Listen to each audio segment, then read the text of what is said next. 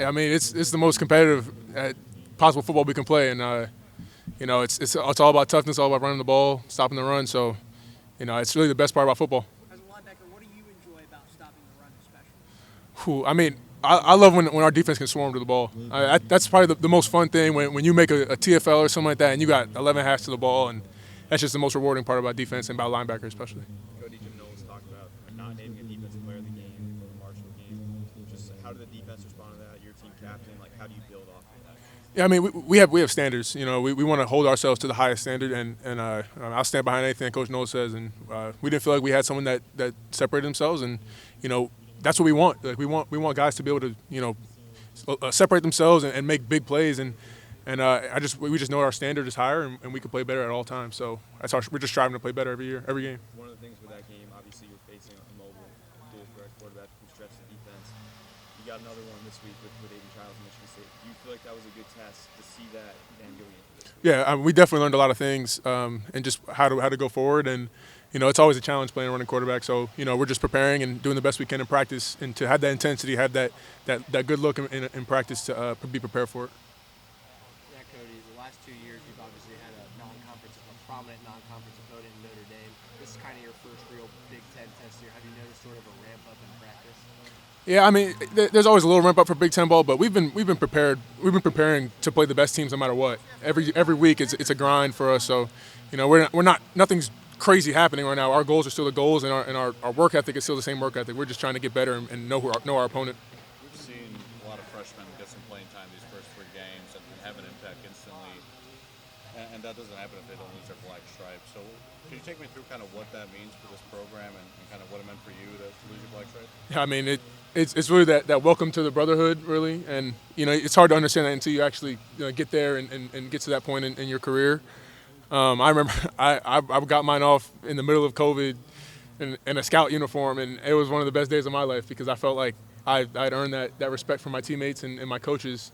So I mean, I'm so happy for all these young guys because they're proving themselves out there every game, and it's an honor for them, and I'm happy to have those guys join our brotherhood too. Josh Fryer said that his first year, all he thought about was getting the black stripe removed. I mean, just how much is that something that freshmen or newcomers think about when they first get here? I mean, I'd agree with him. I remember the first person to lose their black stripe. I think it was Court Jackson, and I wasn't even practicing at the point, but I thought it was gonna be me. I was excited for my black stripe to come off, but everyone's time comes on their own, and for those guys who don't have it off yet, their story's not over. It's all still a grind every week, every game, every practice. Everything builds to that point. So. Cody, you guys only get up 20 points through 3 games. It feels like the opponents are able to move the ball a little bit on that first or second drive of games. Jordan Hancock said that sometimes you're just seeing different scheme than you've seen on film. Yeah. How do you adjust quicker to that as a defense? Yeah, I mean, it's all about adjusting in the moment, really. It doesn't matter what first drive, second drive. We need to be able to get stops no matter what, and that's our goal, really. And I think the biggest thing is be able to adjust on the fly. We didn't get off the field in that first drive, and we let each first down weigh on us a little bit. So we need to be able to get that first stop and get off the field, really. Cody, how important is communication when you face a quarterback that is a running attack? I mean, it's everything. Especially at home too, because you got third downs and stuff. That your crowd is getting loud, so everyone has to be on the same page no matter what. And I mean, that's what we practice. We do during practice. We're trying to give the hardest looks now, so we can win the game. We can really make a big play. That's an interesting point you bring up about the home crowd. Obviously, that's a lot of the questions about the away crowd and how you manage when a team's driving on you. But what are the challenges? What are the benefits of having that home crowd on you guys as linebackers? Yeah, I mean, definitely the advantage is getting loud for the offense too. I mean, that's the best part about it. But I mean, now with the green dots and everything, sometimes it gets harder to communicate. So that just means our practice have to be more detailed and be prepared for that loud noise to come out. And I mean, it's a challenge, but it's good. We need that noise because it throws off the offense a little bit. Yeah. I think Coach Knowles was talking about switching between you and Sonny each with the green dot at times, game by game. How's that been, and where do you feel like you're at with that communication system? I mean, yeah, we're good. I mean, it's really the challenge of the EQ guys. They're the ones changing them, but it's really just based on what personnel we're thinking for each drive and whatever game. It's not really a big rhyme or reason for that. I just think they want to switch it so we're both well versed in being able to communicate with the green dot. Cody's going to ask Coach seems like disinterested in the defensive communication at home. Like, it doesn't seem like it's that important to him. Is it important to you guys? Are you seeing value for it, or is he downplaying that to you all as well? Well, I think he probably understands that there's alternatives and ways to get around it. Especially now with the offenses, you know, they're checking plays at the 15 seconds, so they're waiting for us to cut out of ours. So I mean, I can understand why he wouldn't be as ecstatic about it. I think the difference in the NFL really is that those hashes are closer, so they're huddling every play on defense, whereas we can't really huddle every play on offense or in college. So, I mean, I understand that, but it's a little frustrating, I think. Cody, it's a guy who's been a linebacker for a while now, so looked at a lot of football there. What have your thoughts been about Sonny and how he's transitioning to the spot? I guess what have you told him to kind of help him make that transition?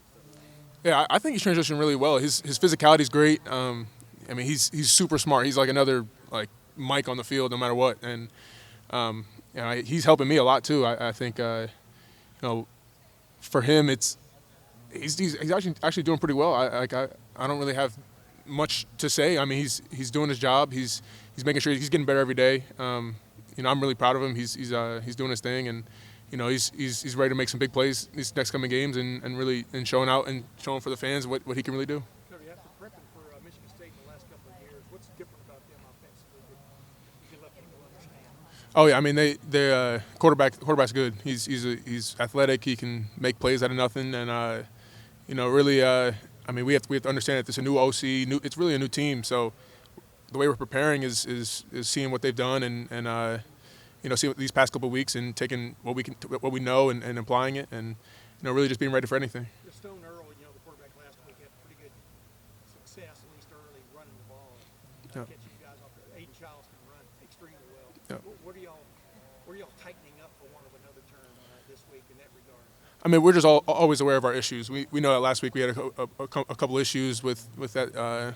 Just having a quarterback who's a little bit mobile, so we're just trying to refocus. You know, it is always about us, so we're just trying to figure out what we need to do and have the best game plan, and the coaches are on that all the time. What are some things that Caleb Downs does now you've seen through 3 games that maybe just the natural viewer doesn't see the first time watching the game?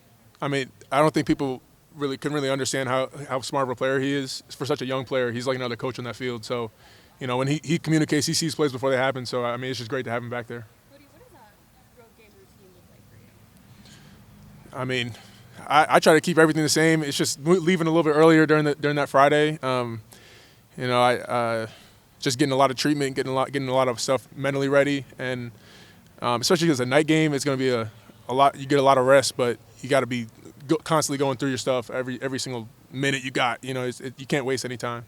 But we've been here for several years. Is the only really big difference is that instead of taking a 10-minute or 15-minute bus ride, you're taking an hour plane ride? I mean, you know, does everything else pretty much stay the same as the hotel? Yeah. I think the coaches do a good job of trying to make everything uniform for us because, you know, we want to control what we can control, and anything else that we can't control doesn't matter. You know, and that's really important because then you start thinking about other things, and you know, the main goal is to be focused, be ready to go for Saturday. What is the difference between the last 3 weeks in Big Ten football if you had to explain to somebody who just landed?